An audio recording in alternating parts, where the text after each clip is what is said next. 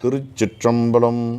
தென்னாடுடைய சிவனே போற்றி, எந்நாட்டவர்க்கும் இறைவா போற்றி. அத்திமுகத்து உத்தமனை நித்தம் நினை நெஞ்சமே, நின்று மலர்தூவி இன்று முதுகுன்றை நன்றும் எத்துவிற்கு என்றும் இன்பமே. அரணங்கள் மூன்றும் எரித்தாய் சரணம், அதிலும் அன்பர் மரணம் படாது அருள் வைத்தாய் சரணம். வலிய அந்த கரணங்களால் மெலிந்து எய்த்தேன் சரணம், நின் பொற்கழலே சரணம். தென் கோமுத்தி முத்தி பஞ்சாக்கர சற்குருவே. எல்லாம் வல்ல சிவபரம்பொருளின் திருவருளையும் திருக்கைலாய பரம்பரை மெய்கண்ட சந்தானம் திருவாவடுதுறை ஆதீனம் 24ஆம் பட்டம் குருமகா சன்னிதானம் அவர்களின் குருவருளையும் முதற்கண் மனமொழி மெய்களால் வணங்குகின்றேன். குருமகா சன்னிதானங்களின் அருளாணையின் வண்ணம் இணைய வழியிலே நன்னூல் வகுப்பு இனிதின் நடைபெற ஆவண செய்துதவும் தம்பிரான் சுவாமிகள் திருவடிகளுக்கு என் பணிவான வணக்கத்தை உரித்தாக்குகின்றேன். சைவ சித்தாந்த இயக்குனர் ஐயா அவர்களுக்கும் ஆதீன புலவர் ஐயா அவர்களுக்கும் சைவ சித்தாந்த பேராசிரியர் மற்றும் அமைப்பாளர் பெருமக்களுக்கும் அடியேனுக்கு தமிழ் கற்பித்த சான்றோர் பெருமக்களுக்கும் சிவனேய செல்வர்களுக்கும் தமிழ் ஆர்வலர்களுக்கும் மாணவர்களுக்கும் என் பணிவான வணக்கத்தை உரித்தாக்குகின்றேன். இன்றைய நன்னூல் வகுப்பு 38 சொல்லதிகாரம் பெயரியல் பகுதி 8. கடந்த வகுப்பிலே முதல் வேற்றுமை இரண்டாம் வேற்றுமை குறித்து தெளிவாக அறிந்து கொண்டோம். இன்றைக்கு மூன்றாம் வேற்றுமை. மூன்றாவதன் உருவு ஆல் ஆண் ஓடு ஒடு, கருவி கருத்தா உடன் நிகழ்வு அதன் பொருள் என்பது நூற்பா. மூன்றாவதன் உருவு, மூன்றாம் வேற்றுமையினுடைய உருவுகளானவை. உருவு என்றால் உருவுகள் என்று பன்மையிலையும் சொல்லலாம். ஆல் ஆண் ஓடு ஒடு, முன்பு சொல்லப்பட்ட ஆலே அன்றி. ஐ ஆல் கூ இன் அது கண் என்று முதல்ல அறிமுகப்படுத்தினார் இல்லையா? அப்போ ஆள் மட்டும்தான் சொன்னார். இப்போ கூட ஆண் ஒடு ஓடு எல்லாத்தையும் சேர்த்து சொல்கிறார். அதன் உருவுகள் ஆகும். மூன்றாவதன் உருவு ஆல் ஆண் ஓடு ஒடு ஆகும். அப்படி ஏச்சுக்குவோம். அடுத்தது அதன் பொருள். அந்த மூன்றாம் வேற்றுமையுடைய பொருளாக வருவன கருவி கருத்தா உடன் நிகழ்வு ஆகியன ஆகும். கருவி பொருள், கருத்தா பொருள்னா அந்த செயலை செய்பவர், வினை முதல் பொருள் என்று சொல்லுவார்கள்.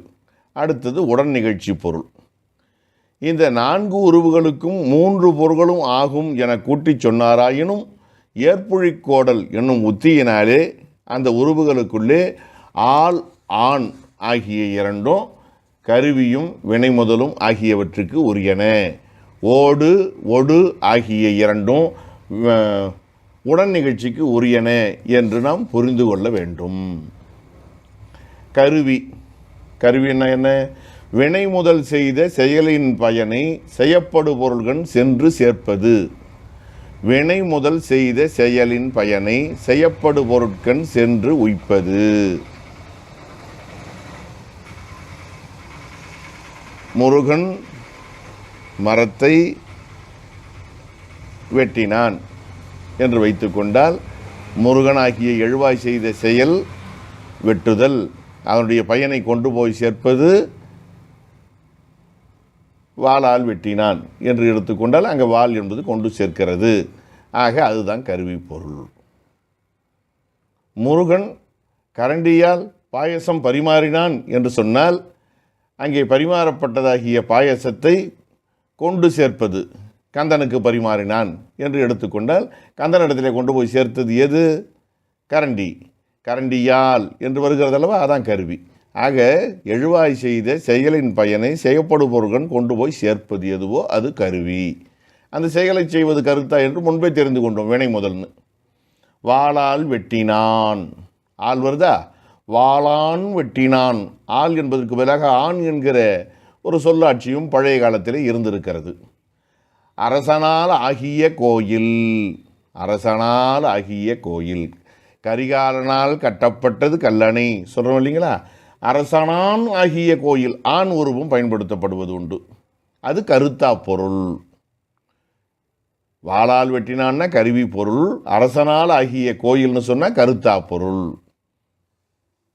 அதுக்கப்புறம் இந்த கருவிங்கிறது வேறு பெயரும் அதற்கு உண்டு, காரணம் ஏது என்று அதனை சொல்லுவதும் உண்டு. வாளால் பகைவனை வெட்டினான் என்பொழி, வாளை பற்றி வீசுதல் வினை முதலினது தொழில். பகைவனுடைய உடம்பு அறுதல் அத்தொழிலுக்கு பயன். அப்பயனை பகைவனாகிய செயற்படு பொருளின் கண்ணே சேர்ப்பது வாள் ஆகியனாலே வாள் கருவி பொருள். இது உரையாசிரியர் தருகிற விளக்கம். அந்த கருவி பொருள்தானும் முதல் கருவியும் துணைக்கருவியும் என இரு வகைப்படும். முதல் கருவியாவது செயற்படு பொருளோடு ஒற்றுமையுடையது. தங்கத்தாலாகிய தாலி, மரத்தாலாகிய மேசை என்று சொல்லுகிற பொழுது தங்கத்தால் செய்த தாலி, மரத்தால் செய்த மேசை என்று சொன்னால் மூலப்பொருளாக இருப்பது எதுவோ அது முதல் கருவி அல்லது முதல் காரணம் என்று சொல்லப்படும். மாயையாலாகிய உலகம், அப்போ முதல் பொருள் அல்லது முதல் கருவி, அடிப்படையாக முதல் காரணம் எது? மாயை. மண்ணாலாகிய பானை முதல் பொருளாக இருக்குது பாருங்கள். அதனால் அதுக்கு முதற் பொருள் என்கிற பெயரும் உண்டு, முதல் கருவி என்கிற பெயரும் உண்டு. மற்றொன்று, இந்த செயல் செய்து முடிக்கப்படுகிற வரையில் துணைக்கு இருப்பது. முதல் காரணமானது காரியப்படும் வரையில் துணைக்கு நிற்பது, அது துணைக்கருவி எனப்படும். திரிகையால் குடத்தை வணைந்தான், அங்கே மண்ணாலாகிய முதல் கருவிக்கு துணையாய் அது குடமாக காரியப்படும் அளவும் உடன் நிற்பது, உடன் நிகழ்வது திரிகையாகதலால் திரிகை துணைக்கருவி. இந்த கருவி பொருள் அகக்கருவி, புறக்கருவி, ஒற்றுமை கருவி என மூன்றாம். இருக்க இன்னும் விரிவாக்கம் செய்துக்கிட்டே போகிறார். மனத்தால் நினைந்தான் அகக்கருவி, வெளியில் யாருக்கும் தெரியாது. வாளால் வெட்டினான், கண்ணுக்கு தெரியுது, புறக்கருவி. அறிவால் அறிந்தான், அறிதலும் அதுதான், அறிவும் அதுதான், ஒற்றுமை கருவி. இப்படியெல்லாம் விதவிதமாக வகுத்து காட்டுவார்கள். வினை முதல் இன்னது என்பது முன்னே எழுவாய் சூத்திரத்தை உரையிலே விளக்கப்பட்டது. அந்த எழுவாய் வேற்றுமையில் வரும் வினை முதல் பெயர் தன் விகுதி வினையினாலே முடியும். இம்மூன்றாம் வேற்றுமையில் வரும் வினை முதல் பெயர் செயற்படு பொருள் விகுதி வினையினாலே முடியும். இதுவே இவ்விரண்டிற்கும் வேறுபாடு. அதாவது கொயவன் குடத்தை வணைந்தான், அது எழுவாய். கொயவன் வணைந்தான், கொயவன் வணைந்தான் எழுவாய். இங்கே கொயவனால் பானை வணையப்பட்டது என்று சொல்லுகிற பொழுது அங்கே ஆள் சேருது பாருங்க. அதனால் இதற்கும் அதற்கும் என்ன மாற்றம்னு கேட்டால், இங்கே செய்யப்படும் பொருளுக்கு முதலிடம் கொடுக்கப்படுகிறது, அங்கே கொய்யவனுக்கு முதலிடம் தரப்பட்டது, அவ்வளோதான் வித்தியாசம். இன்னும் இது வினை முதலை எடுத்துக்கொண்டால் இயற்றுதல் கருத்தா ஏவுதல் கருத்தா என்று இரண்டு வகைப்படும். தச்சன் கோயில் கட்டினான், தச்சனால் கோயில் கட்டப்பட்டது என்று சொன்னால் தச்சன் இயற்றுதல் கருத்தா. அரசன் கோயில் கட்டுவித்தான், அரசனால் கோயில் கட்டுவிக்கப்பட்டது என்று சொன்னால் அரசன் ஏவுதல் கருத்தா. ஆக கருவிக்கு இப்படி விளக்கம் இருக்கிறது, கருத்தாவுக்கு இப்படி கூடுதல் விளக்கம் தரப்படுகிறது. உடன் நிகழ்ச்சி பொருளாவது வினை கொண்டு முடியும் பொருளின் தொழிலை தன்னிடத்தும் உடன் நிகழ்வதாக உடைய பொருளாம். மைந்தனோடு தந்தை வந்தான் என்பொழி, தந்தை வினை கொண்டு முடியும் பொருள். வந்தவன் யார்? தந்தை. அப்புறம் யாரோடு வந்தாங்கிறது அதுக்கப்புறம். வருதல் அந்த பொருளினுடைய தொழில், யார்? தந்தையனுடைய தொழில். அவ்வருதல் தொழிலை தன்னிடத்திலும் உடையவனாக உடன் நிகழ்வதாக உடைய பொருள் எதுவோ அது அந்த மைந்தன். அதனால் மைந்தன் உடன் நிகழ்ச்சி பொருள். தந்தை வந்தான், தந்தை மைந்தனோடு வந்தான். வருதலாகிய தொழில் தந்தைக்கு உரியது, தந்தை வருதலை போலவே உடன் வந்தவன் மைந்தன். ஆகியனாலே உடன் நிகழ்ச்சி பொருள் என்று சொல்லப்படுவது மைந்தன். அதிலையும் உடன் நிகழ்ச்சி பொருள் தானும் தலைமை பொருளும் தலைமையில் பொருளும் என இருவகைப்படும். தலைமை பொருளாவது வினை கொண்டு முடியும் பொருளின் உயர்வுடையது, கொண்டு முடியும் பொருளை காட்டிலும் உயர்வானது. தலைமையில் பொருளாவது வினை கொண்டு முடியும் பொருளை விட இழிவுடையது. மன்னவனோடு மந்திரி வந்தான், வினை கொண்டு முடியும் பொருள் மந்திரி. வந்தவன் யார்? மந்திரி. ஆனால் மன்னவன் மந்திரியை விட உயர்ந்தவனா தாழ்ந்தவனா? உயர்ந்தவன் என்று பார்க்கிற பொழுது தலைமை பொருளாயிற்று. மாணாக்கனோடு ஆசிரியன் வந்தான் என்பொழி, ஆசிரியன் வந்தான், கூட வந்தது மாணாக்கன். மாணாக்கன் ஆசிரியனோட உயர்ந்தவனா என்று கேட்டால் அங்கே தலைமையில் பொருளாயிற்று. சரி, ஆள் ஆண் ஓடு ஒடு தமக்குரிய பொருளில் மாறியும் வருமோ என்று கேட்டால் வருவது உண்டு. பிற்காலத்தில் இல்லை, முன்பெல்லாம் இருந்தது. ஆள் ஆண் உருவுகள் உடன் நிகழ்ச்சி பொருளில் வந்ததும் உண்டு. ஓடு ஓடு உருவுகள் வினை முதல் மற்றும் கருவி பொருளில் ஓரோவிடத்து அருகி வருவதும் உண்டு. சான்றாக தூங்கு கையான் ஓங்கு நடைய, யானை தொங்குகின்ற கையோடு ஓங்கிய நடையை உடையது. கையான் என்று இருக்கிறது, ஆனால் கையோடு என்று நாம் பொருள் செய்து கொள்ள வேண்டும். ஆள் என்பதற்கு அங்கே ஒடு என்பது போல பொருள் செய்து கொள்ள வேண்டும். ஆகையினால அங்கே உடன் நிகழ்ச்சி பொருளில் அது வருகிறது. உரள் மணியான் உயர் மறுப்பினே, உரள் மணியோடு உயர் மறுப்பினை என்று நாம் பொருள் செய்து கொள்ள வேண்டும். அது சங்க காலத்து நடை. அதற்கு இந்த காலத்துக்கு ஏற்ற பொருளாக இப்படி பொருள். அந்த காலத்தில் ஆண் என்பதே உடன் நிகழ்ச்சி பொருளை தந்தது, பிற்காலத்தில் அந்த சூழ்நிலை இல்லை. ஆகினால் நம்ம அந்த சூழ்நிலைக்கு ஏற்ற மாதிரி புரிஞ்சுக்கணும். கொடியோடு துவக்குண்டான், துவக்குதல்னா கட்டப்படுதல், நாம் தெரிஞ்சு கொள்ள வேண்டிய ஒரு சொல்லாட்சி. இந்த இன்றைக்கு ஆண்டு துவக்க விழா என்று எழுதுவார்கள், அது தவறு. தொடக்க விழா. துவக்குதல் என்றால் கட்டுதல்னு அர்த்தம். இந்த உடம்புக்கு வேணா துவக்குதல்னு பேர் உண்டு. எல்லா தலையும் கட்டப்பட்டது யாக்கை, ஆக்கப்பட்டது ஆக்கை, யாக்கப்பட்டது யாக்கை. கட்டப்பட்டது நாம் ஏற்கனவே கட்டப்பட்டுக்கிட்டு தான் இருக்கோம், கட்டப்பட்டு தான் இருக்கிறோம், கஷ்டப்பட்டுக்கிட்டு தான் இருக்கிறோம். ஆணவம் கண்மம் மாயை எல்லாம் சேர்ந்து நம்ம கட்டி போட்டிருக்கு, பாசத்தினால் கட்டப்பட்டிருக்கிறோம். ஆகையினாலே துவக்குண்டு தான் கிடக்கிறோம். அதனால் தொடக்கம் என்று எழுத வேண்டும், துவக்கம் என்று எழுதுவது உகந்தது ஆகாது. கொடியோடு துவக்குண்டான் என்று சொன்னால் கொடியால் பின்னப்பட்டான். இந்த தவம் செய்வாங்க அந்த காலத்தில், அவங்க உடம்பில் இவர்கள் அசையாமல் இருப்பதை கருதி இவர்கள் தாவர வகை ஏதோ மரம் என்று நினைத்து கொண்டு அல்லது பாறை என்று நினைத்து கொண்டு செடி கொடிகள் இவர்கள் மீது பற்றி படர, கொழுகொப்பாக நினைத்து பற்றி படர ஆரம்பிக்கும். அதனால் கொடியால் துவக்குண்டான் என்று வரவேண்டியது கொடியோடு துவக்குண்டான் என்று வந்திருக்கிறது. ஊசியோடு குயின்ற தூசும் பட்டும் என்கிற இடத்துல ஊசியால் குயின்ற தூசும் பட்டும் என்று நாம் பொருள்படுத்தி கொள்ள வேண்டும். ஆகையினால அங்கே ஒடு என்பது பார்த்தீங்கன்னா ஆள் என்கிற பொருளிலே இடம்பெறுவதை உணர்ந்து கொள்ள முடிகிறது. சிறுபான்மை ஆள் ஆண் உருவுகள் முதல் பொருள் மேல் ஏற்றி சொல்லப்படும் விசாரத்தை உடைய சினைப்பொருளிலும் தொறுப்பொருளிலும் வரும். கண்ணால் குருடன் காலால் முடவன் என்பொழி குருடன் முடவன் முதல் பொருள்கள். அவைகளின் மேலேற்றி சொல்லப்படும் விகாரங் குருட்டுத்தன்மையும் உடத்தன்மையும் அவ்விகாரத்தை உடைய சினைப்பொருள் கண்ணும் காலுமாதல் காண்க என்று இப்படி ஏற்றி சொல்லுவது உண்டு. விகார நிலையை ஏற்றி சொல்லுவது. ஊரானோர் தேவகுலம் என்று வந்தால் ஊர்தோறும் அர்த்தம். ஊரான் என்றால் ஊர்தோறும் என்று, தேவகுலம்னா கோயில்னு அர்த்தம், வேற ஒன்றும் இல்லை. ஊர்தோறும் கோயில், கோயில் இல்லா ஊரில் குடியிருக்க வேண்டான்னு பெரியவங்க சொல்லியிருக்காங்க. அதனால் ஊர்தோறும் அப்படின்னு ஒரு பொருள் வருது. ஊரானோர் என்று வந்தாலும் அந்த இடத்துல நம்ம பொருள் புரிந்து கொள்ள வேண்டும், வேறு ஒன்றும் இல்லை. ஆக சிறுபான்மை ஓடு ஓடு உருவுகள் வேறு வினை உடன் நிகழ்ச்சி பொருளிலும் வினை இயல்பு பொருளிலும் கலப்புறு பொருளிலும் ஒப்பு பொருளிலும் ஒப்பல் ஒப்பு பொருளிலும் ஒற்றுமை பொருளிலும் அடைமொழி பொருளிலும் வருவதுண்டு என்று உரையாசிரியர்கள் விளக்குகிறார்கள். எப்படின்னு பார்க்கலாம். தொடியொடு தொல்கவின் வாடிய தோல் என்று சொல்லுகிற பொழுது வினை கொண்டு முடிவது எது? கவின். வினை கொண்டு முடியும் பொருள் கவின். அதனது தொழில் வாடல். அத்தொழில் நிகழுங்காலையில் நிகழும் வேறு தொழில் சேர்தல். அதனை உடையது தொடி. ஆதலால் தொடி வேறு வினை உடன் நிகழ்ச்சி பொருள். அடுத்தது மலையோடு பொருத மால் யானை. யானை மோதும், மலை எங்கே மோதும்? ரெண்டு யானைகள் மோதிக்கொண்டால் ரெண்டுமே ஒன்றோட ஒன்று மோதுதுன்னு அர்த்தம்னா மலையோடு மோதுதுன்னா யானை மட்டும் மோதுகிறது, மலை அப்படியே தான் நிற்குது. அதனால் இதுக்கு வினையில் பொருள் என்று பெயர். பாலோடு தேன் கலந்தற்றே என்று சொன்னால் தேன் கலக்கப்படுவதால் பால் கலப்புறு பொருள். மதியோடு ஒக்கும் முகம் என்று வருகிற பொழுது முகத்துக்கு ஓமானமாகியனாலே மதி ஒப்பு பொருள். விலங்கோடு மக்கள் அணையர் என்பொழி ஒப்பல்லாத விலங்கு ஒப்பாக சொல்லப்படுதலால் ஒப்பல் ஒப்பு. எழுத்தொடு புணர்ந்த சொல் என்பொழி உருவை தொடர்ந்த சொல் என்னும் பொருளோடு ஒற்றுமை உடையதாகியனால் எழுத்து ஒற்றுமை பொருள். கோபத்தோடு வந்தான் என்பொழி வருதற்கு விசேடனமாதலால் கோபம் அடைமொழி பொருள்.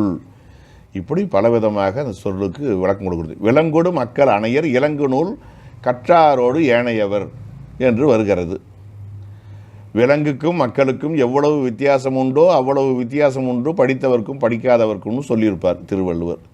ஆகையினால் அந்த ஒடு எப்படி ஒப்பல் ஒப்புரையாக வருகிறதுன்னு சுட்டி காட்டுகிறார். அது பரிமேலழகர் உரை முதலானவற்றில் தெளிவாக நாம் அறிந்து கொள்ள முடியும். அடுத்தது ஆளான் உருவுகள் நெற்றற்குரிய இடத்து கொண்டு என்பதும், அதாவது சொல்லுருவுன்னு சொல்லுவாங்க. வாளால் வெட்டினான் என்பதற்கு பிறகு வாள் கொண்டு வெட்டினான் என்று வரும். ஓடு உருவுகளுக்கு பதிலாக உடன் என்கிற ஒரு சொல்லுருவு வருவதும் உண்டு. தந்தையுடன் மைந்தன் வந்தான், இப்படியும் வரக்கூடிய முறை உண்டு. அதெல்லாம் சொல்லுருவு என்று சொல்லப்படும். ஆகையினால அங்கே ஆள் என்றதனால் ஆள் வேற்றுமை என 3ஆம் வேற்றுமைக்கு பெயரிட்டார். இங்கே அந்த வேற்றுமைக்குரிய உருவுகள் எல்லாவற்றையும் தொகுத்து கூறினார் என்பதாக நாம் பொருள்படுத்தி கொள்ள வேண்டும். அடுத்ததாக 4ஆம் வேற்றுமை. 4வதற்கு உருவு ஆகும் குவ்வே கொடை பகை நேர்ச்சி தகவு அதுவாதல் பொருட்டு முறை ஆதியின் இதற்கு இது எனல் பொருளே. இதற்கு இது இப்படிப்பட்டதுன்னு நம்ம அர்த்தம் வச்சுக்கணும். 4ஆம் வேற்றுமைக்கு கு என்பது உருவாம். 4வதற்கு உருவு கு ஆகும்.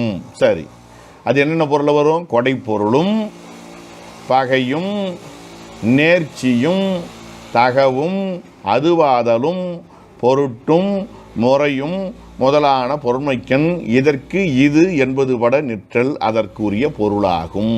பார்க்கலாம். தேவர்க்கு பூசை அவர் கொடுக்கப்படுது இல்லையா, அதனால் கொடைப்பொருள். சாத்தற்கு சோறு, இறப்பார்க்கு ஒன்று ஈவார் மேல் நிற்கும் புகழ், இறந்தோர்க்கு தேர்வீசும் வன்கையவன் என்பன கொடை.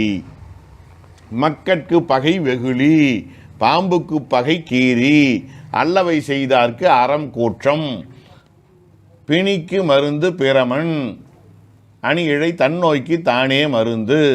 இதெல்லாம் பகை. அதுக்கு அடுத்தது கற்றோர்க்கு மகள் நேர்ந்தான், கொடுத்தான் அர்த்தம். அறத்திற்கு பொருள் நேர்ந்தான், இறைக்கு அது நேரின் நினக்கு இது நேரும் என்பன நேர்ச்சி. நேர்தல்னா பொருந்துதல்னு வச்சுக்கங்களேன். அறத்திற்கு தக்கது அருள், சாத்தற்கு தக்கால் கொற்றி, செல்வர்க்கே செல்வம் தகைத்து, அருங்கலம் உலகின் மிக்க அரசர்க்கே உரிய என்பனவெல்லாம் தகுதி. அதுக்கப்புறம் அதுவாதல். ஆடைக்கு நூல், நூல் தான் ஆடையாக போகிறது. ஆழிக்கு பொன், ஆழின மோதிரம், அதுதான் பிறகு ஆழியாக போகிறது தங்கம் என்பன அதுவாதல். வரிசைக்கு வருந்தும் இப்பரிசில் வாழ்க்கை வருது பாருங்க, வரிசைக்கு வருந்துதல். கூழுக்கு குற்றேவல் செய்யும் என்பன பொருட்டு, கூழின் பொருட்டு வரிசையின் பொருட்டு. சாத்தற்கு மகன் கொற்றனுக்கு மகள் என்று வருவதெல்லாம் முறை. ஆதி என்றதனால் இதெல்லாம் மயிலநாதர் தரக்கூடிய விளக்கங்கள். கரும்பிற்கு வேலி, மயிருக்கு எண்ணெய், உயிருக்கு உண்டி என்னும் அதற்கு வினை உடைமையும், சாத்தற்கு பொருள் என்னும் அதற்கு படுபொருளும், கைக்கு யாப்புடையது கடகம் என்னும் யாப்புடைமையும், நாய்க்கு நட்புடையன் என்னும் நட்புடைமையும், தாய்க்கு காதலன் என்னும் காதலும் அன்புடையவன் அர்த்தம். வடுகற்கு சிறந்தோர் சோழிய அரசர் என்னும் சிறப்புடைமையும் கொள்க. இப்படி அதுக்கு என்ன பொருள் வருகிறதோ அதை எடுத்து நம்ம பார்த்துக்கணும். இவர் ஏன் சிலதை மட்டும் சொல்லி சிலதை ஆதின்னு சொல்லிட்டாருன்னு கேட்டால், சிறப்புடை பொருளை தான் எடுத்து மொழிதல் என்பது ஒரு உத்தி முறை. அதனால் முக்கியமானதை மட்டும் சொல்லிவிட்டு ஏனையவும் இது போல் வரும். அதனால் ஆதி என்கிற ஒரு சொல்லாட்சியை அவர் பயன்படுத்தி இருப்பதாக நாம் பொருள் கொள்ள வேண்டும். இப்போ பார்த்தோம்னா, இரவலருக்கு பொன்னை கொடுத்தான் கோடல் பொருள், பாம்புக்கு பகை கருடன் பகை தொடர் பொருள், சாத்தனுக்கு நட்பாளன் கொற்றன் நேர்ச்சிங்கிறது நட்புன்னு அர்த்தம் பண்ணிக்கலாம். அரசருக்கு உரித்து அருங்கலம் தகுதின்னு தெரிஞ்சுக்கலாம், தகவுன்னா தகுதி. குண்டலத்திற்கு பொன், குண்டலத்திற்கு பொன் அதுவாதல். கூலிக்கு வேலை செய்தான் பொருட்டு, சாத்தனுக்கு மகன் கொற்றன் முறை. இப்படியெல்லாம் ஒரு தன்மை வருகிறது. கோடல் பொருளாவது கொடுத்தல் தொழிலின் செய்யப்படு பொருளை தனக்குரியதாக்கி கொள்ளுதலை உடைய பொருளாம். கோடல் பொருள் கோழி பொருள் என்பன ஒரு பொருள் சொற்கள். கோழி பொருள் கோளுதல், கொள்ளுதல், ஏற்றுக்கொள்ளுதல் அப்படிங்கிற அர்த்தம். இரவலருக்கு பொன்னை கொடுத்தான் என்பொழி கொடுத்தலின் செய்யப்படு பொருள் பொன். அதனை தனக்குரியதாக்கி கொள்ளுதலை உடைய பொருள் இரவலர் ஆகியனாலே இரவலர் கோடல் பொருள். இரவலர்க்கு அந்த கூ உருபை எது ஏற்கிறதோ அதுதான் கோடல் பொருள், வேறு ஒன்றும் இல்லை. மாணாக்கனுக்கு அறிவு கொடுத்தான் அப்படின்னும் போது அதை ஏற்றுக்கொள்பவன் யார்? மாணாக்கன். எனவே அவன் கோடல் பொருள். ஒவ்வொன்றும் நம்ம அப்படி புரிந்து கொள்ள வேண்டும். இன்னும் இந்த கோடல் பல வகைப்படும்னு சொல்கிறாங்க. என்னென்ன? கேளாது ஏற்றல், கேட்டே ஏற்றல், ஏளாது ஏற்றல், ஈவோன் ஏற்றல், உயர்ந்தோன் ஏற்றல், எழிந்தோன் ஏற்றல், ஒப்போன் ஏற்றல், உணர்வின் ஏற்றல், விருப்பாய் ஏற்றல், வெறுப்பாய் ஏற்றல் முதலியானதாக அவை மிகும். ஆவிற்கு நீர் விட்டான், கேளாது ஏற்றல். அது என்ன கேட்டுதா? இல்லை. வரியார்க்கு ஈந்தான், கேட்டே ஏற்றல். சரி. மாணாக்கனுக்கு அறிவு கொடுத்தான், ஏளாது ஏற்றல். கண்ணுக்கு தெரியாது. அது தனக்கு சோறிட்டான், தனக்கு தானே, ஈவோன் ஏற்றல். அரசனுக்கு கண்ணலர் கொடுத்தான், அரி. அரசனுக்குன்னு வந்திருக்கு, அரணுக்குன்னு வந்திருக்கணும். சிவபெருமானுக்கு கண்ணாகிய மலரை கொடுத்தான், அரின்னு வந்திருக்கணும். அது உயர்ந்தோன் ஏற்றல். சிவபெருமானுக்கு திருவிழிமழலை கதை. 1000 மலர்களில் ஒன்று குறைய தன்னுடைய கண்ணையே தாமரை மலராக அப்பி சக்கரத்தை பெற்ற கதை. அரிக்கு சக்கரம் கொடுத்தான் அரண் என்பொழி எழிந்தோன் ஏற்றல். சோழனுக்கு விருந்திட்டான் சேரன் என்பொழி ஒப்போன் ஏற்றல். சோற்றிற்கு நெய் விட்டான் என்பொழி உணர்வின் ஏற்றல், உணர்வின்றி ஏற்றல். சோற்றிற்கு நெய் விட்டான், உணர்வின்றி ஏற்றல். மாணாக்கனுக்கு கசையடி கொடுத்தான் ஆசிரியன் என்பொழி விருப்பாய் ஏற்றல். பாருங்கள், அந்த காலத்தில் ஆசிரியர் கொடுத்த தண்டனையே மாணவன் நம்ம தப்புக்கு சரியான தண்டனைன்னு ஏற்றுக்கிட்டு இருக்கிற ஒரு காலகட்டம் இருந்திருக்கிறது. கல்லனுக்கு கசையடி கொடுத்தான் அரசன் என்பொழி வெறுப்பாய் ஏற்றல். அவன் திருந்துறது கஷ்டம், மாணாக்கன் திருந்திடுவான். தெரியாமல் செஞ்ச தப்பு, அதனால் ஆசிரியர் அடிக்கும்போது திருந்திடுவான். ஆனால் கல்லன் திருந்துறது கஷ்டம் அப்படின்னு விளக்கம் கொடுக்குற தன்மையை பார்க்குறோம். கொடுத்தலும் பல வகைப்படும். வழக்கத்தில் கொடுத்தல், உரிமையின் கொடுத்தல், அச்சத்தின் கொடுத்தல், பாவனையில் கொடுத்தல், ஓகையில் கொடுத்தல், வெகுளியில் கொடுத்தல், அவலத்தில் கொடுத்தல்னு இதுவும் பல வகை. மருமகனுக்கு மகளை கொடுத்தான், இது வழக்கமாக கொடுக்கறது. மகனுக்கு அரசு கொடுத்தான், இது உரிமையில் கொடுப்பது. அரசனுக்கு திரை கொடுத்தான், இது அச்சத்தினால் கொடுப்பது. தந்தை தாய்க்கு திதி கொடுத்தான், பெற்றோருக்கு திதி கொடுத்தான்னு வச்சுங்க, அது பாவனையில் கொடுத்தல். அவனுக்கு பரிசு கொடுத்தான், மகிழ்ச்சியாக கொடுக்குறான், உவகையில் கொடுத்தல். அவனுக்கு தண்டனை கொடுத்தான், வெகுளியில் கொடுத்தது. வாய்க்கரிசி இட்டான் என்பது அவலத்தில் கொடுத்தல். இப்படியெல்லாம் வரிசைப்படுத்தி சொல்லுகிறார்கள். பகை தொடர் பொருள் என்று பார்க்கிற பொழுது ஒரு பொருளிடத்துள்ள பகை தொடர்தற்கு இடமாகிய பொருளாம். பாம்புக்கு பகை கருடன் என்பொழி கருணிடத்துள்ள பகை தொடர்தற்கு இடம் பாம்பு ஆதலினாலே பாம்பு பகை தொடர் பொருள். நம்ம நட்பு தொடர். சாத்தனுக்கு நட்பாளன் கொற்றன், அப்போ சாத்தன் தான் நட்பு தொடர் பொருள். தகுதியுடைய பொருளாவது தன்னோடு பொருந்துவதற்கு தகுதியானது. அரசருக்கு உரியது அருங்கலம், அதற்கு உரியவர் அவர்தான். கொண்டலத்திற்கு பொன் என்பது பொன் முதல் காரணம், அதனால் ஆகிய காரியம் கொண்டலம் ஆகியனாலே அப்படி சொல்லப்பட்டது. நிமித்த காரண காரிய பொருள். கூலிக்கு வேலை செய்தான், கூலியின் நிமித்தம், வேலையின் எப்படி சொல்லலாம், கூலிக்கு வேலை செய்தான் என்பொழி வேலை நிமித்த காரணம், அதனால் ஆகிய காரியம் கூலி ஆதலால் கூலி நிமித்த காரண காரிய பொருள் என்று உரை சொல்லுகிறார்கள். முறைக்கு இயை பொருளாவது பிறப்பினால் ஒரு பொருளின் முறைக்கு தான் இயைந்து நிற்கும் பொருளாம். இது நம்ம கையில் இல்லை. முறை என்பது பெரும்பாலும் அந்த இரத்த வகையில் வரக்கூடியது. தந்தை தாய் இதைத்தான் அதிகம் சொல்கிறாங்க, மற்ற முறைகளை சொல்லலை. சாத்தனுக்கு மகன் கொற்றன் என்பொழி கொற்றன் இடத்துள்ள மகன் என்னும் முறைக்கு தான் இயைந்து நிற்கும் பொருள் சாத்தன் ஆதலால் சாத்தன் முறைக்கு இயை பொருள். ஆதி என்றதனால் மழைக்கு மின்னல் என உற்பாதத்தால் குறிக்கப்படுவதும் அறிகுறி. அவனுக்கு இது போதும் என குறைவின்மையை கொள்வதும் பிறவும் கொள்க. கூ உருவு நிற்றிற்குரிய சில இடங்களிலே பொருட்டு நிமித்தம் என்பன வருவதும் உண்டு. கூ உருவின் மேல் ஆக என்கிற அதற்காக இதற்காக அப்படின்லாம் வர்றது உண்டு. கூழின் பொருட்டு வேலை செய்தான், கூலியின் நிமித்தம் வேலை செய்தான், கூலிக்கு ஆக கூலிக்காக வேலை செய்தான் என்றெல்லாம் கூட அந்த சொல்லுருபுத்தன்மைகள் இடம்பெறுவது உண்டு என்று 4ஆம் வேற்றுமை பொருள் நமக்கு எடுத்துரைக்கப் பெறுகின்றது. அடுத்தது 5ஆம் வேற்றுமை. ஐந்தாவதன் உருவு இல்லும் இன்னும், நீங்கள், ஒப்பு, எல்லை, ஏது பொருளே. 2 உருபுகள் 4 பொருள்கள். ஒவ்வொன்றும் 4 வரும். நம்ம நிரல் நிறை மாதிரி வைக்கக்கூடாது. இல் என்பதும் 4 பொருளில் வரும், இன் என்பதும் 4 பொருளையும் வரும். 5ஆவதன் உருபு 5ஆம் வேற்றுமையின் உருபுகளாவன இல், இன், இல்லும் முன்பு சொல்லப்பட்ட இன்னுமாகும். முன்ன இன் மட்டும்தான் சொன்னார். ஐ ஆல் கூ இன் என்று சொன்னார். இப்போ இல் என்பதையும் சேர்த்துக்கிட்டார். பொருள் உருபுகளின் பொருள்களாவன நீங்கள், நீக்க பொருளும், ஒப்பு, ஒப்பு பொருளும், எல்லை, எல்லை பொருளும், ஏது, ஏது பொருளும் ஆகிய ஏதுன்னா காரணம். உருவுகளை ஏற்ற பெயர் பொருள்கள் எடுத்து வேறுபட்ட இந்நான்குமாகும். மலையின் வீழ் அருவி நீக்க பொருள் நீங்குதல், மலையின் வீழ் அருவி. காக்கையின் கரிது களம்பழம் ஒப்பு பொருள், காக்கையை போல கருப்பாக இருக்குது களம்பழம். மதுரையின் வடக்கு சிதம்பரம் எல்லை பொருள். கல்வியில் பெரியவன் கம்பன் ஏது பொருள். நீக்க பொருளாவது விட்டு நீங்குதல்னு சொல்ல முடியாது. பிரிவை உண்டாக்கும் தொழிலின்றி பிரிவை மாத்திரம் தன்னிடத்து உடைய பொருளாம்.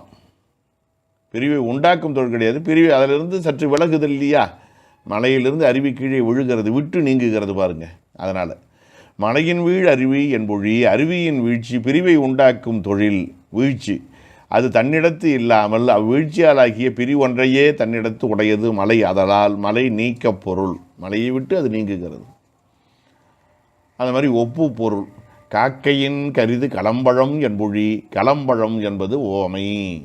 ஓமேயத்தினும் தன்னிடம் இருக்கக்கூடிய பொதுத்தன்மை கருமை. அதனால் ஓமையாகிய பொருள் காக்கை ஆதலால் காக்கை ஒப்பு பொருள். சரி, எல்லை பொருளும் அதே மாதிரி தான். திசை அளவு, வழி அளவு, கால அளவு, பண்பு முதலானவற்றின் அடிப்படையிலே அது எல்லையாக அமைகின்றது. கட்சியின் திருத்தணிகை முக்காவதம் என்று சொல்லும் பொழுது அறியப்படாத திருத்தணியினது வழியளவை அறிவித்தற்கு எல்லையாக நிற்பது அறியப்பட்ட பொருளாகிய கட்சி ஆதலால் கட்சி எல்லை பொருள். சாத்தனில் 2 ஆண்டு மூத்தவன் கொற்றன் என்பொழி, அறியப்படாத கொற்றனுடைய பிராயத்தன ஆண்டை அல்லது வயதை குறிப்பிடுவதற்கு எல்லையாக நிற்கும் பொருள் அறியப்பட்ட சாத்தனாதையனால் சாத்தன் எல்லை பொருள். அந்த இன் உருபை எது ஏற்கிறதோ அதுக்கு அந்த பேர் வச்சிடணும், வேற ஒன்றும் கிடையாது. அரசரிற் பெரியர் அந்தணர் ஆவின் இழிந்தது மேதி என்பொழி, அறியப்படாத அந்தணரும் மேதியுமாகிய பொருள்களின் உயர்வு தாழ்வுகளை குறிப்பித்தற்கு எல்லையாக நிற்கும் பொருள்கள் அறியப்பட்ட அரசரும் ஆவும். அதலால் அரசரும் ஆவும் எல்லை பொருள்கள். இவ்வுயர்வு தாழ்வுகளை நீக்க பொருள் என்பாரும் உலர். அது எல்லை பொருள். சரி, ஏது பொருளாவது ஒரு பொருளின் பெருமை முதலியவற்றிற்கு ஏதுவாகும் பொருளாம். கல்வியின் பெரியன் கம்பன், கம்பனுடைய பெருமைக்கு ஏது கல்வி ஆகியனாலே கல்வி ஏது பொருள். இன்னும் மாயையில் தோன்றியது உலகம் என முதல் காரண பொருளிலும் மாயையின் இல்லும் சொல்லலாம் இன்னும் சொல்லலாம். மண்ணுலகின் வேறு விண்ணுலகம் என வேற்றுமைக்கு எதிர்பொருளிலும் பாவத்தின் வெறுக்கின்றான் என விளைய பொருளிலும் 5 உருபு வரும் என கொள்க. நீக்க பொருளிலும் எல்லை பொருளிலும் இன் இல் உருபுகளின் மேல் நின்று இருந்து என்பவை பெற்றும் பெறாதும் சொல்லுருபுகளாக வரும். ஊரினின்றும் போயினான், ஊரினின்று போயினான் பெற்றும் வரும், பெறாமல் வரும். ஆக நின்றுன்னு ஒரு வார்த்தையை சேர்த்துக்கணும். ஊரிலிருந்தும் போயினான், ஊரிலிருந்து போயினான் இவை நீக்க பொருள்கள். காட்டின் இன்றும் ஊர் காவதம், காற்றின் இன்று ஊர் காவதம், காற்றில் இருந்தும் ஊர் காவதம், காற்றில் இருந்து ஊர் காவதம் இவை எல்லை பொருள்கள். இப்படியெல்லாம் அந்த நின்று இருந்து அப்படின்னு கூடுதலாக உருவுகள் வருதலும் அவை பெற்று வருதலும் பெறாமல் வருதலும் ஆகிய இவையெல்லாம் வழக்கிலும் இருக்கின்றன, செய்யுளும் இருக்கின்றன. அவற்றை நாம் வருகின்ற பொழுது பொருள் உணர்ந்து பயன் கொள்ள வேண்டும். 6ஆம் வேற்றுமை. ஆரன் ஒருமைக்கு அதுவும் ஆதுவும் பன்மைக்கு அவ்வும் உருபாம். பண்பு உறுப்பு ஒன்றன் கூட்டம் பலவின் ஈட்டம் திருவின் ஆக்கம் ஆம் தற்கிழமையும் பிரிதின் கிழமையும் பேணுதல் பொருளே. 6ஆம் வேற்றுமையை பற்றி இவ்வளவு தூரம் சொல்கிறார். இதுக்கு உருவு ஒருமைக்கு 2 உருவுகளை சொல்லிருக்கிறார். உணதால் தரையென்று இசைவாயின்னு கேட்பார் கந்தர் அனுபூதியில். உணத்தால்னு ஏன் சொன்னாருன்னா, ஒருமை தாள் ஒருமை தானேன்னு சொல்லக்கூடாது. உணத்தால் என்று வந்தனால உன்னுடைய திருவடிகளை என்றைக்கு தருவாயின்னு அர்த்தம். தாள் என்பது அங்கே பால்பக அகிரணை பெயர். தாள்களையும் குறிக்கும், தாளையும் குறிக்கும். உண என்று வந்துவிட்ட காரணத்தினாலே அங்கே அகரம் ஆறாம் வேற்றுமை உருவு பன்மைக்கு வந்தது. ஆகையினால உன்னுடைய திருவடிகளை என்று அங்கே பொருள் கொள்ளணும். உணதால் தரை என்று இசைவாய் அப்படின்னு வரக்கூடிய தொடருக்கு, கந்தர் அனுபூதி தொடருக்கு அப்படி பொருள் கொள்ளணும். ஆக ஒருமைக்கு அது ஆது, எனது கை எனாது கை, என கைகள் இப்படி சொல்லணும். இவ்வளோதான். எனது கை எனாது கை என கைகள் என பன்மைக்கு ஆவும் உருவம், அகரமும் உருவாம். அவ்வும்னு வரனா கவ்வும்னு படிக்கூடாது. பன்மைக்கு ஆவும் உருவாம். அது ஆது ஒருமைக்கு வரும், ஆ என்பது பன்மைக்கு வரும். இது ஒரு இடைக்காலத்தில் பயன்படுத்தப்பட்டு வந்த நிலை. இப்போ இந்த காலத்தில் அந்த மாதிரி கிடையாது. நாம் எல்லாத்துக்கும் ஒன்றே ஒன்று தான் வச்சுருக்கோம். அது மட்டும்தான். ஒருமையாக இருந்தாலும் சரி, பன்மையாக இருந்தாலும் சரி, இன்னைய வழக்கில் இருக்கிறது அது மட்டும்தான். ஆதுவும் கிடையாது, அகரமும் கிடையாது. இது இடைக்காலத்தில் இருந்த சூழ்நிலைகள், அவ்வளவுதான். தொல்காப்பியமும் இதை பற்றி இந்த பன்மைக்கு ஆ உருவுன்னு அவர் எதுவுமே சொல்லலை. இது தொல்காப்பியத்துக்கு பிறகு நன்னூலாருக்கு முன்னும் பின்னுமாக வந்து அமைந்தன. பிற்காலத்தில் இவை வழக்கொழிந்தன. அந்த பன்மைக்கு ஆகரங்கிறது வழக்கொழிந்து விட்டதுன்னு நினைக்கிறேன். இல்லை, ஆறன் ஒருமைக்கு அதுவும் ஆதுவும் ஆறாம் வேற்றுமையினது. அந்த வருமொழியின் ஒருமை பன்மைக்கு ஏற்ற மாதிரி முன் சொல்லப்பட்ட அதுவே அன்றி ஆதுவும் அங்கே அதுவும் பாருங்க, அது கூட ஆதுங்கிறதை சேர்த்துக்கணும். பன்மைக்கு ஆவும் உருவாம். வருமொழியின் பன்மை பொருமைக்கு அகரமும் உருவாம். பொருள் அவற்றின் பொருள்களாவன எனது பண்பு உறுப்பு. பண்புன்னா குணம். வேற என்ன சொல்லலாம்? குணம், தொழில், இதெல்லாம் பண்புல சேர்த்துக்கலாம். குணமும் தொழிலும் பண்பு. உறுப்புங்கிறது அவனுடைய சினை, அவயவம்னு சொல்கிறோமே அது. ஒன்றன் கூட்டம் ஒரு பொருளாலாகிய கூட்டம், பலவின் ஈட்டம் பல பொருளாலாகிய கூட்டம். ஈட்டம்னாலும் கூட்டம்னாலும் ஒன்று தான், இருந்தாலும் ஒரு இலக்கிய நடையில் சொல்கிறாரு, அவ்வளவுதான். திரிபின் ஆக்கம் ஒன்று திரிந்து இன்னொன்று ஆதல். அதுக்கப்புறம் இப்படி வரக்கூடிய ஆம் தற்கிழமையும் இவற்றுடைய தற்கிழமை. தற்கிழமை என்பது பிரிக்க முடியாதது. அதுக்கப்புறம் அவையல்லாத பெரிதின் கிழமை பொருள்களும் பேணுதல் பொருளே. இவையெல்லாம் சம்பந்தப்பட்ட பொருள்களாகும். நாம் முன்பே பார்த்தோம். தற்கிழமை பெரிதின் கிழமை என்பதை பார்க்கிற பொழுது, எனது விரல் என்று சொன்னால் தற்கிழமை, எனது மோதிரம் என்று சொன்னால் பெரிதின் கிழமை. மோதிரத்தை என்னை விட்டு பிரிச்சிடலாம். எனது சட்டை, எனது வீடு, எனது புத்தகம் பிரிக்கலாம்.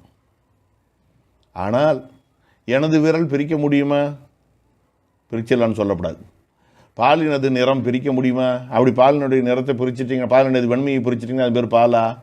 சர்க்கரைனது சுவையை பிரிச்சுட்டு அது பேர் சர்க்கரையா? இல்லை, இல்லையா? ஆகையினால இன்றியமையாத குணம், அந்த குணிக்கு உரிய குணம், அந்த முதலுக்குரிய இன்றியமையாத பொருள். துதிக்கை இல்லைன்னா யானைன்னு சொல்லுவீங்களா? இது யானை தாங்க, ஆனால் துதிக்கை இல்லைங்கன்னு ஏதாவது ஒரு விலங்கை நீங்கள் காட்ட முடியுமா? சொன்னால் அது ஏர்வையாகுமா? ஆகாது. அந்த மாதிரி தற்கிழமை இப்போ என்னென்னு பார்க்கலாம். இப்போ அது ஆது தெரிஞ்சுக்கிட்டோம், பன்மைக்கு ஆன்னு தெரிஞ்சுக்கிட்டோம். முன்னே சொன்னேன், எனது கை எனாது கை என கைகள். இது எளிமையாக வச்சுக்கலாம். இந்த பண்பு உறுப்பு ஒன்றன் கூட்டம் பலவின் ஈட்டம் திருவின் ஆக்கம் 1 2 3 4 5 இந்த அடிப்படையில் தற்கிழமை எப்படி வரும் பார்க்கலாம். சாத்தனது கருமை. பண்பு பிரிக்க முடியுமா? ஆள் கருப்பாக இருக்காது.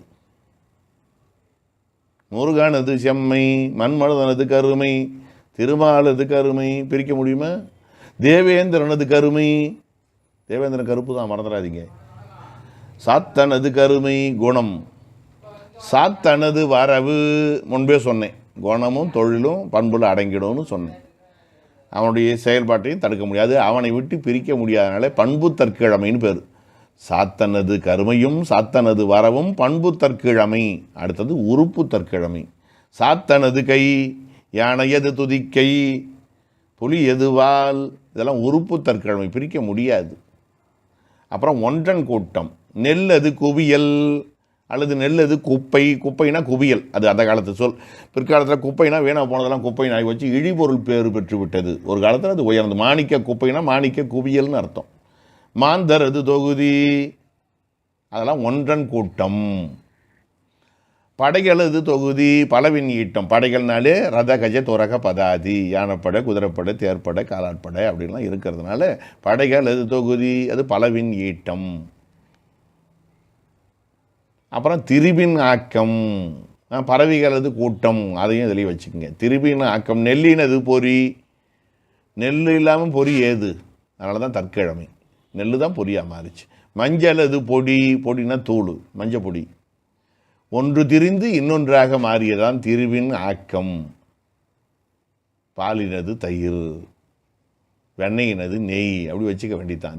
ஒன்று திரிந்து இன்னொன்றாக மாறுவது திரிவின் ஆக்கம் ஆகிய இந்த தற்கிழமையும். அதே மாதிரி பெரிதின் கிழமை. இவை தவிர்த்து மீதியை பார்த்தீங்கன்னா பொருள் பெரிதின் கிழமை.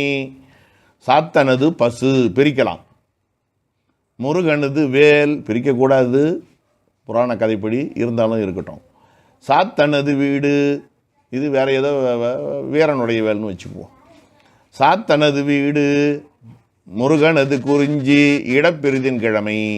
சாத்தனது வீடு, வீட்டை விட்டு பிரிக்கலாமே. பசுவை விட்டு சாத்தனையும், சாத்தனை விட்டு பசுவையும் பிரிக்க முடியுது.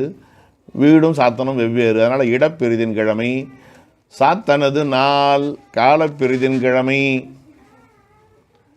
எனாது கை, நினாது தலை, தனாது புறம், இப்படியெல்லாம்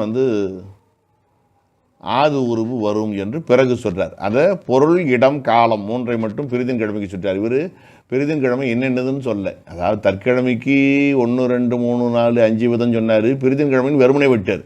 உரையாசிரியர் தான் பிறவாகிய பெரிதின் கிழமைன்னு சொல்லி இவங்களா சொல்லுகிறாங்க. பொருள், இடம், காலம்னு உரையாசிரியர்கள் வகுத்து சொல்லுகிறார்களே ஒழிய நூலாசிரியர் எதுவும் சொல்லலை. பேணுதல் பொருளே இந்த பொருளில் வரும். சரி. ராகுவினது தலை, எனது உயிர் என ஆரணுருவு. உடையதும் உடைமை பொருளும் வேறாகாத ஒற்றுமை பொருளில் வருவதும் உண்டு. பிரிக்க முடியாத அளவுக்கு ராகுவும் தலையும் எப்படி சொல்ல முடியும்? ராகுவே தலையாதலாலும் நான் எனப்பட்டதே உயிர் ஆகியினாலும் ஒற்றுமை பொருளாயின. ஒற்றுமை என்பது அபேதம், பேதமற்றது.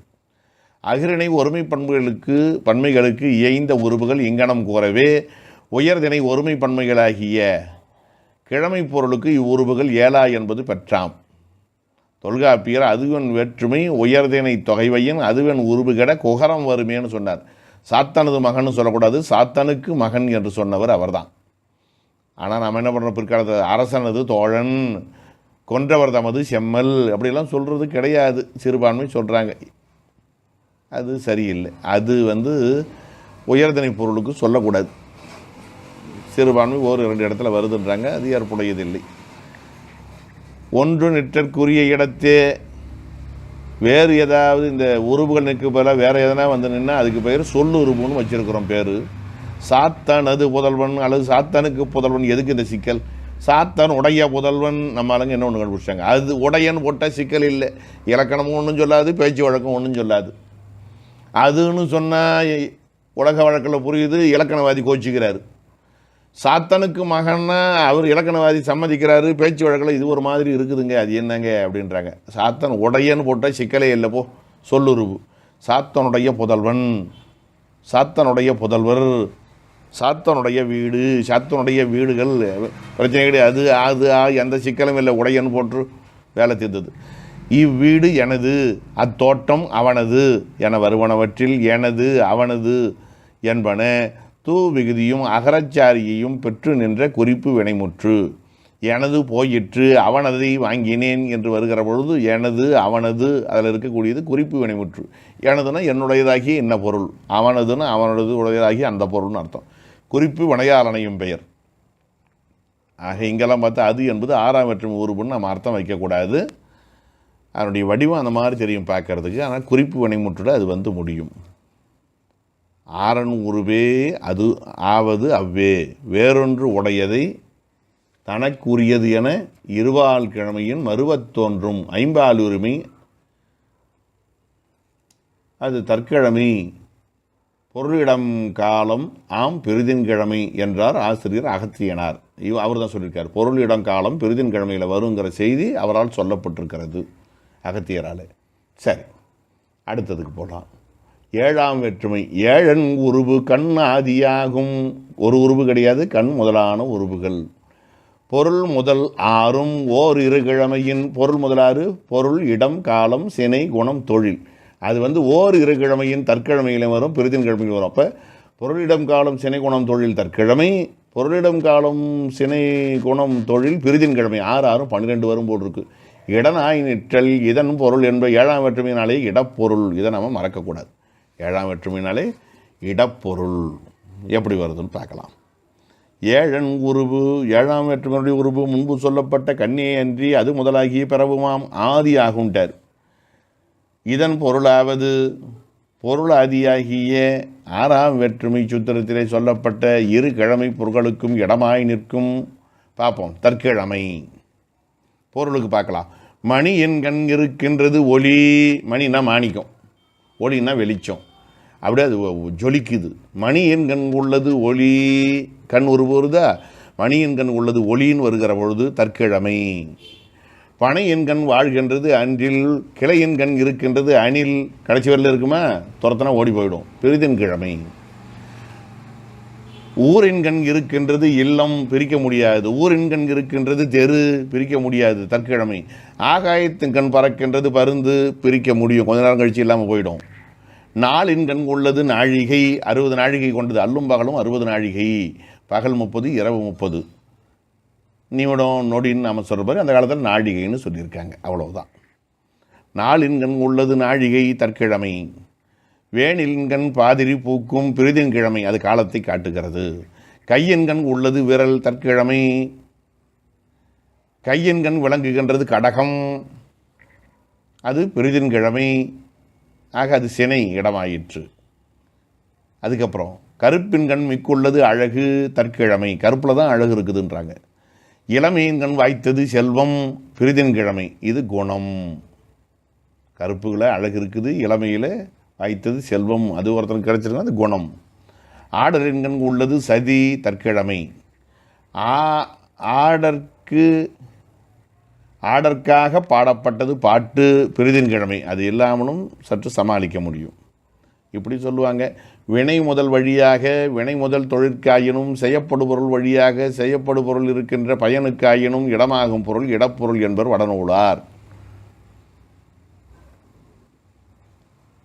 சரி, அது பிரச்சனை இல்லை. இடப்பொருள் தன்னில் சிறிது இடமாவதும் தான் முழுவதும் இடமாவதும் விடயமாவதும் என 3 வகைப்படும். இடத்துல 3 வகை உண்டு. அவர் எதுவும் சொல்லலை, உரையாசிரியர் சொல்கிறார்.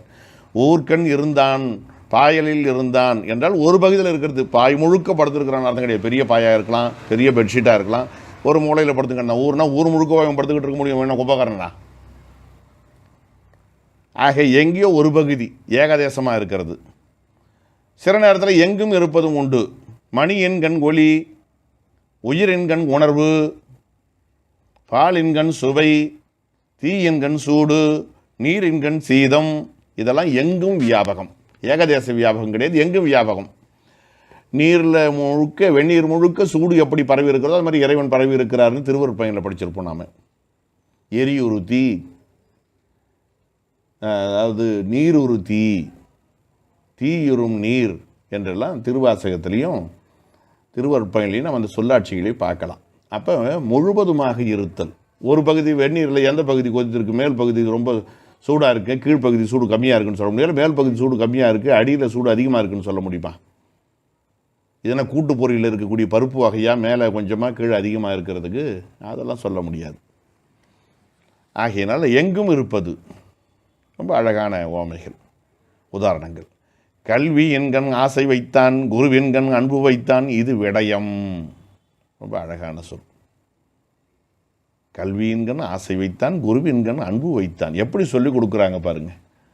குருவின் இடத்துல அன்பு இருக்கணும், கல்வியின் மீது ஆசை இருக்க வேண்டும் என்று ஆசிரியர்கள் இவங்க எப்படிப்பட்ட சமுதாயத்தை காண விரும்பி இருக்கிறார்கள் உரையாசிரியர்கள் நம்ம ஆராய்ச்சி பண்ணி எழுதலாம். அவ்வளவு செய்திகள் இருக்கிறது.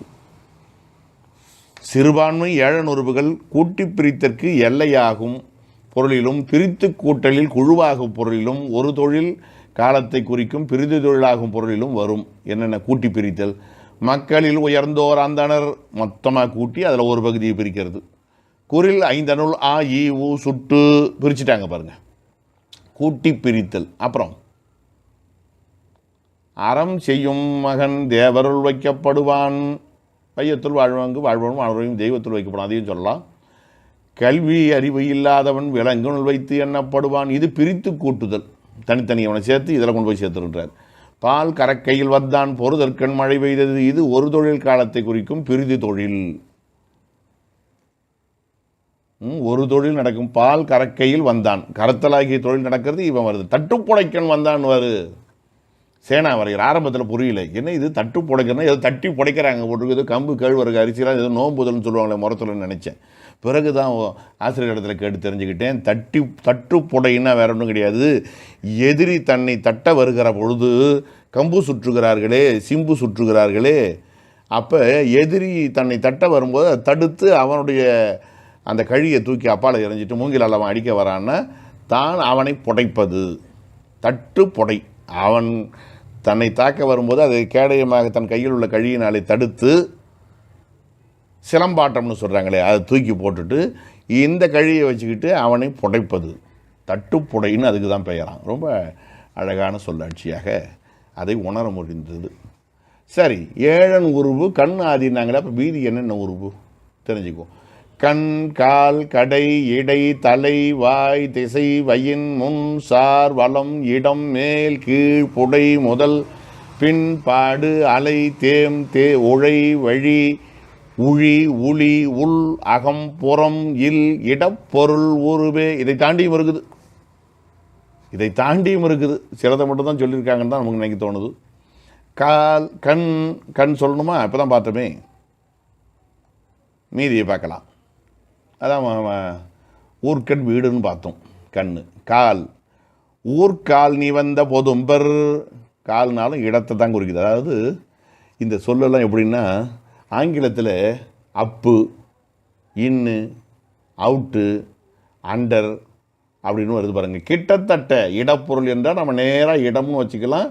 இந்த லெஃப்ட்டு, ரைட்டு, மேலே, கீழே, உள்ளே, வெளியே அப்படின்னு கொஞ்சம் கொண்டு கூட்டிக்கலாம். பார்க்கறதுக்கு சொல்லு. ஆக கிட்டத்தட்ட இடப்பொருளை தருகின்றன. அதை மட்டும் நினைவில் வச்சுக்கணும். கால்னா உடனே கீழே அப்படின்னு அர்த்தம் பண்ண வேண்டியதில்லை. ஊர்கால் நீ வந்த பொதும்பர்னா என்ன? சோலை.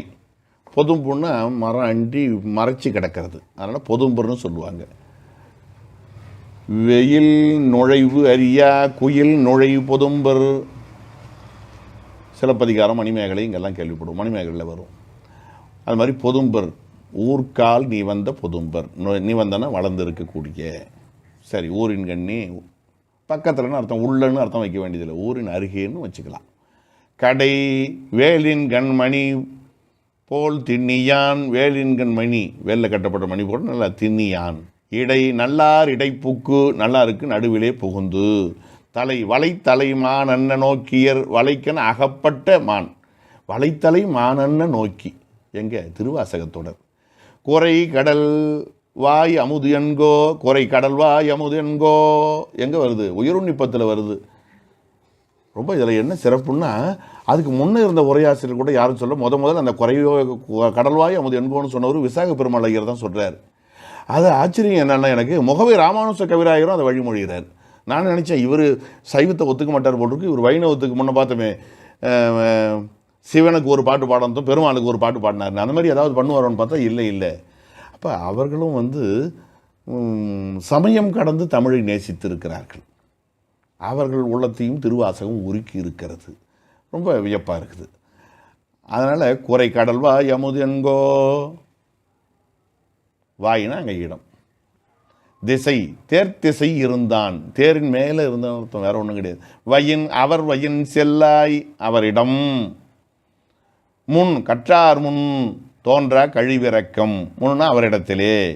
காட்டுச்சார் ஓடும் குறுமுயால். சார்னா பக்கம் அல்லது அதனிடத்திலே, காட்டுப்பகுதியிலே. வலம், கை வளத்து உள்ளது கொடுக்கும், கையினிடம் உள்ளது.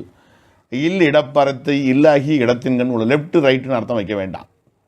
மேல், தன்மேல் கடுவரை.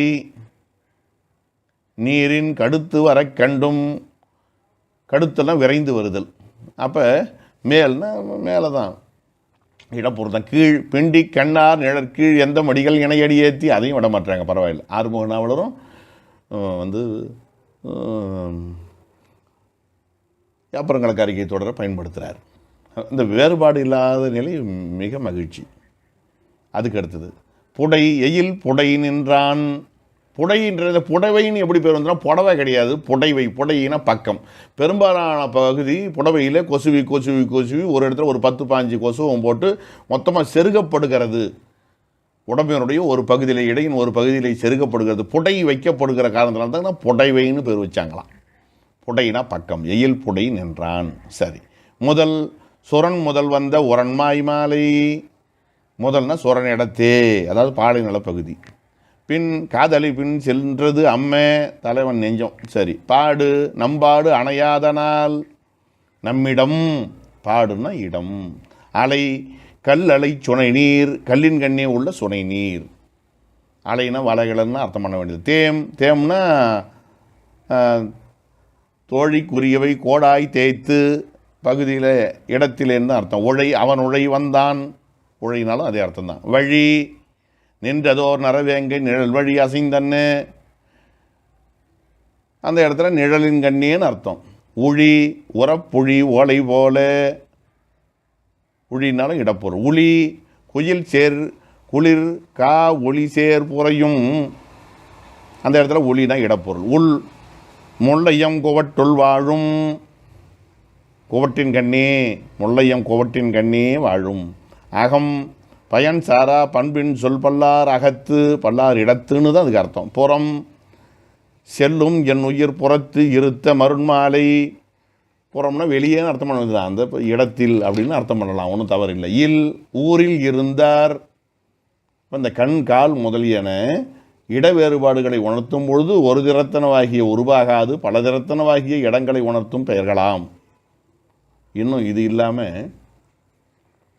என் கையில் சொல்லிட்டு போனியே நீ, பேசும்போது சொல்கிறாங்க என் கையில் சொன்னியா, என் கையில்னா நான் என்ன காதில் தான் சொல்லுவேன், கையில் சொன்னால் எப்படி கேட்குன்றது கிடையாது. என்னிடம் சொன்னாயா, என் கிட்ட சொன்னியா, கிட்ட என் கையில். தலைமாட்டில் சாவி கொத்து இருக்குது, எடுத்துக்கிட்டு வா. தலை மாட்டில் மாடு. அப்போ கிட்ட மாடு கை இதெல்லாம் இன்றைய வழக்கில் இருக்கக்கூடிய சொற்கள். இன்னும் நிறைய சொற்கள் இருக்குது.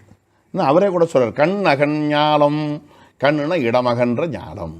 அகத்தில் இருந்தான், அகம்ங்கிறது அந்த இடத்துல இடத்தை தான் குறிக்குது.